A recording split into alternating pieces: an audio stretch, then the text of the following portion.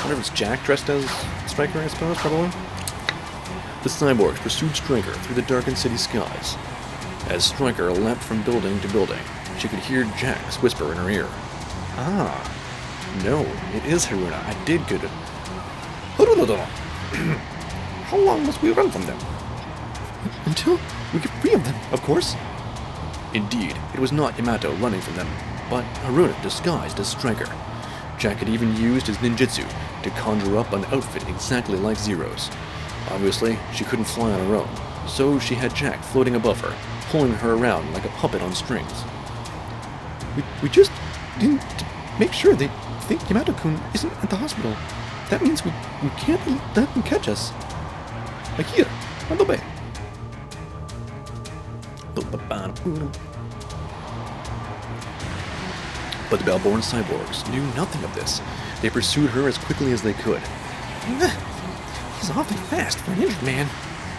Well, we'll see about that. Murray stopped, moved her hands in a flash. Oh dear. Suddenly, the gleaming steel of a gun appeared in her hands. She aimed it at Stryker, and Noden used the middle mouse button, as he's apt to do. Now, we have ourselves a little hunt,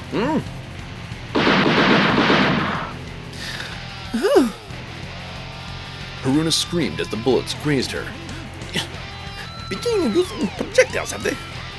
Jackson, can't you go any faster? Fairly. I'm going to do as quickly as I can. Oh, honey. Very loud bullets. Jack zigged and zagged through the air to protect Haruna from the shots. The result was a drop in speed. The Balborn cyborgs began to draw closer. There they are. We've got you now. Then I'll just have to fight back. Fight? Did you say? Well, Stryker Palmer? Stryker Palmer. Alright. Art the fire escape. Jack produced a handful of flash bombs from his pocket and threw them at the approaching cyborgs. What is this pathetic little attack?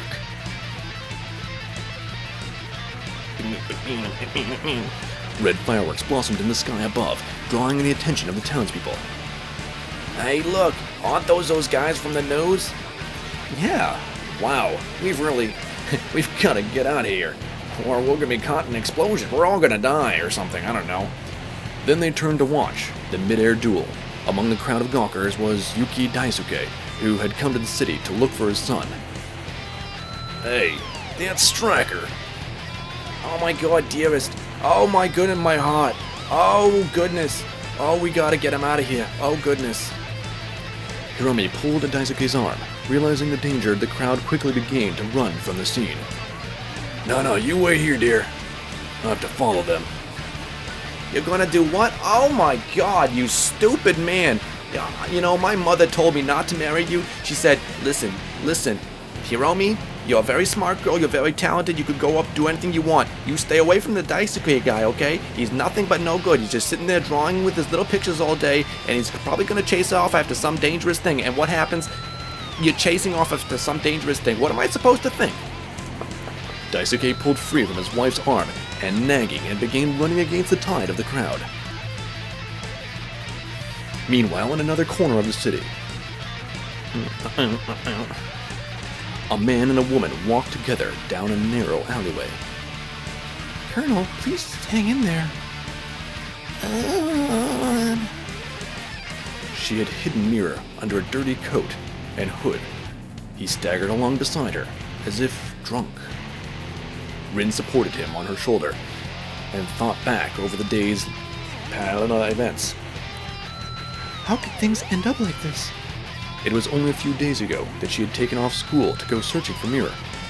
Just when she was about to give up the search, she had received the order to pursue Stryker. She had found Mira there, just in time to witness his heartless murder of Captain Daniel. When she thought back on how he had buried his mutilated body, she trembled. What has happened to you, Colonel? She drew him closer and gave his shoulder a squeeze. He had clearly, somehow, lost his mind. What's more, even his body had begun to change. It had only gotten worse since Rin had found him. You must be sick. I need to get him back to headquarters. Just then, she heard a massive explosion in the sky above. Oh! She looked up in panic and saw her fellow bionic humans engaged in a battle with Stryker. Rin gasped beside her. Mirror also looked up at the sky. His eyes snapped open. Is that Stryker? Mirror let go of Rin, raised a hand to the sky, and began to walk forward. No, Colonel Mirror, you mustn't. I need you to get back to base to fix you up. You shouldn't exert yourself in your condition. Mirror pushed Rin over, then began running in Stryker's direction. His heart was pounding so hard he thought it might split in two. His hood had come down, and passers-by screamed as they saw him. He didn't even hear them. His skin had turned an amber color. It glistened from the chitinous sheen. Am I out of time? But maybe if I talk to Yamato, if we both ask the mirror collector at once, then maybe I can change this. Propelled by the maddening hope, Mirror began to climb the skyscraper, mounting it as quickly as an insect. As he did, his body began to swell, ripping through his clothes. Oh dear. Oh dear. Meanwhile, the pursuit in the sky above was nearing its end. You've evaded us so far, but now you've reached your end. Oh dear. Oh! Duran's throwing knife tore through Jack's ropes. Haruna dropped like a stone. Oh. The next thing she knew, she was on the roof of an unfamiliar skyscraper. And when she tried to sit up, she felt a crippling pain run through her body. Oh, it hurts. With Haruna paralyzed from the pain, Duran landed beside her, holding aloft a shining blade. What is that? Yeah. What is this? I cannot believe Stryker was such a lovely little girl this whole time. But it's all over now, Stryker. Don't worry, I'll make it as painless as possible. I will. Goodbye, Yamato-kun. Resigned to her fate, Haruna closed her eyes. Just then, someone leapt between her and the cyborg, deflecting the knife with a single hit. Did Yamato-kun come to save me? It had happened before, after all. Haruna slowly opened her eyes. Oh dear. Haruna! Oh! Suddenly, she forgot all about the Balboran threat. She gasped in shock. No! Stay away from me. The person who had blocked the strike was an insectoid figure covered in a pale yellow chitin. Chitin. I don't know how to say that word.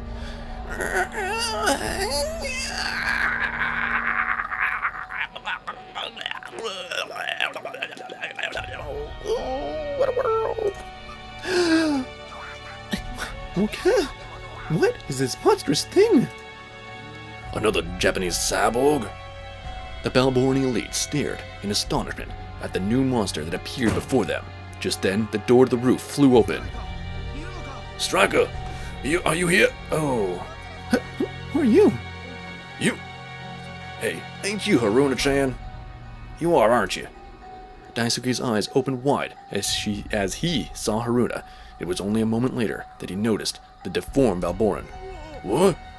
What is this monster? Haruna, no. I should hold them off. You must go, quickly. Okay, we gotta get out of here. Quickly. This is what I said. Her adrenaline pumping, Haruna stood up, despite the pain, and ran to Daisuke, grabbed his hand to drag him off. Hey, Haruna-chan, why are you dressed like that? Who are you, sir? I don't know. It's understandable you wouldn't know who I am. I'm the author of that Dengeki Stryker. It's kind of popular. You might have heard of it. Excuse me? Explain later, please. Goodness gracious, there's no time to speak like this here, huh? Wait. The cyborg darted around them to block Daisuke and Haruna's way. What is this thing? I never wrote a monster like this into my stories. Please, Don't go, Father. Father? Daisuke tilted his head. He fell silent as he realized the truth. Wait a minute. Are you... You're a mirror. Even in his altered form, Daisuke recognized the vestiges of the mirror that he had created. Mirror nodded in confirmation of his words. It can't be. I didn't design you to turn into a monster like this. What? Just... What are you talking about? Look out, the two of you! You're all fucking mad! Jack's warning brought them back to their surroundings. Phoenix was in the air, his palm turned to the two of them. I'll burn you all to death. A crimson ball of fire gathered in his hand. The others gasped. Wow, goodness gracious. God damn. The others gasped, wondering if they might beat the end. Just then, I don't think so. Suddenly, Phoenix flew. Wow, Phoenix went flying back through the air. His body disappeared out of the edge of the skyscraper. A second Stryker doing it. God damn. My leash! It can't be. Yamato-kun came for us. Wow, he really did. He came for us. That's right. Striker Zero, Yamato, dropped down onto the roof. He took his place in front of Haruna and Daisuke. That's right, boy. He had slipped out of the hospital to follow the sounds of battle. There I'd found Jack and others surrounded by Balborn cyborgs and a monster covered in cocoon-like flesh. I delivered the blow to Phoenix as he was just about to strike, then dropped to the roof to face the monster. Ignoring the screaming pain in his body, I took my striker drive in hand. Striker system Shinden! Shinden's lightning strike hit the monster. Pale electric discharge ran through his chitinous skin. The monster writhed in pain and turned, staggering towards the Balborans. What is this now? Coming after us? Put me down. Ooh, wrong voice. It closed his hands around the terrified Balborn cyborgs and dragged them off the roof. What was going on? Did this mean that the monster and the Balborns weren't on the same side? A few moments later, there was a loud crash. The area around us fell into silence. Sorry it took so long. Yamato-kun. Jack was there. So was Haruna, dressed up as me. It made sense, I guess. They had tricked the Balborns to try to protect me. I nodded in thanks to Jack and Haruna. And there was one more person there. Yamato, is that you, my boy? Dad, what are you doing here? Huh? You're Yamato-kun's papa? God, some days I wish I wasn't. We'll talk later. For now, we need to get out of here. Wait. Your mother's still downstairs. Fucking mom's here too? God damn. Can we just bring everybody into a war zone? It's like, hey, we're going into battle. Let's bring every fucking defenseless person we can find. Hey, how about you? Young child and older sibling. No, older sibling, you stay. Young child, come with us. We're going to a war. Come on, we're going to a war. I leapt over a fence to plummet to the ground below. I needed to escape this maddening situation. Meanwhile, down on the street. Hey, something just fell from that building. Wow, what is that monstrous thing? When the townspeople saw Mirror, they scattered like ants, and him looking like a cockroach. Mirror set his eyes on Yuki Hiromi, who was standing dumbly in the middle of the chaos, because she's an idiot. She was too petrified to move, and also she was terrified. She was an idiot and terrified of the monster that had just appeared before her. Oh my fucking god, this is just what my mom said would happen. What was going on here? Oh my god, every time I come to the city, this is what happens. Last time it was that big other thing, and then the mall didn't have the skirt that I wanted, and now this. Every time it's the same thing.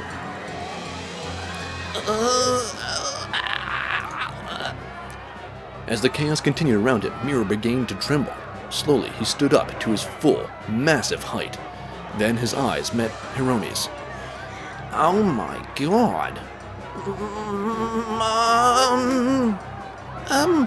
I'd rather think not. I have a son. He's kind of a nitwit sometimes, but, I love him, kind of, most of the time. I'm pretty sure you're not him because, he's really much more handsome than you and he's a doctor. Did I ever tell you my son about the doctor, son? It's me. Hiromi was too frightened to move. In that moment, Mira reached out, lifted her up, and ran off. Oh my god, every time. Wait, let go of my mom. I had only just landed when I saw the monster running away with my mother. I stepped out and began pursuit. But my wounds suddenly reasserted themselves. The world around me blurred. God, I've lost them. By the time I righted myself and looked off in the direction they had come, they had gone. Wow, who knows? They were already whoosh, gone.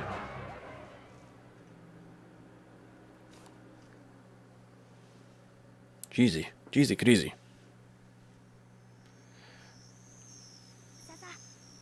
Come, my liege, change your bandages, I shall. Are you okay, Yamato-kun? Yamato, you really fucked up, Anyways, we need to get you to the hospital. I don't have time to lie around in a hospital. I gotta go save Mom. But I can still hardly believe my own son is acting as a striker.